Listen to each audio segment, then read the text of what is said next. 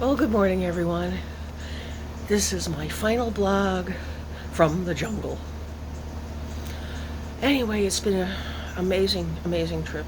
As exasperating as it was on Thursday and frustrating on Friday, it doesn't matter.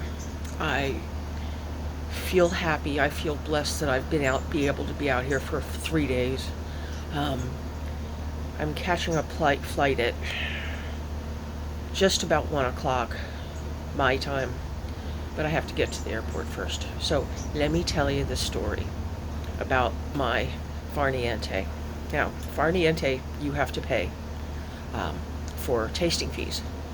Farniente, like I said in my thing, they go between $135 and $150, and that was a couple of years ago, so I don't know what the bottles go now.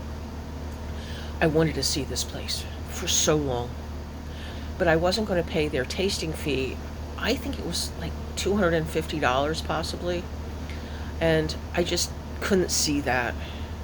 But I wanted to see the place, so I pulled up, parked, walked around for a little bit to check out the grounds, and I went down to where the tasting area was. There was a whole bunch of people sitting around, and I stood at the bar, and this gentleman came over and he goes, "Can I help you?" And I said, "I'm from Pennsylvania." I said, "I've waited 7 years to get here. I don't have an appointment or a reservation for a tasting." I said, mainly because the first one I could get was in July and I was going to be here now. Is there any way at all, I could just buy a glass of your cab? Just so I can say I sat here and had a glass of your cab right here in Farniente. And he said, "Have a seat over there on the sofa." And I said, "Okay."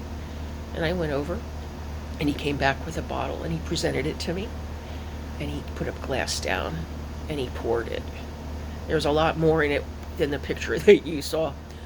He gave me about a half a glass. And I said, "Oh, thank you. What do I owe you?" He goes, "Nothing. Nothing at all. It's on the house. You waited 7 years to get here. You deserve this." And I thanked him. Oh, God, it was just as good as I remembered it. So that was the best part of my trip. I was supposed to go to that Castilla blah blah blah blah blah blah blah blah place too, but they canceled because once again they had no employees. They were short-staffed. They couldn't do any tastings. It's crazy out here. That's the one thing that Napa's having a very hard time coming back. Nobody wants to work, but you know what that's like in Pennsylvania and Florida, and where everybody's listening to me.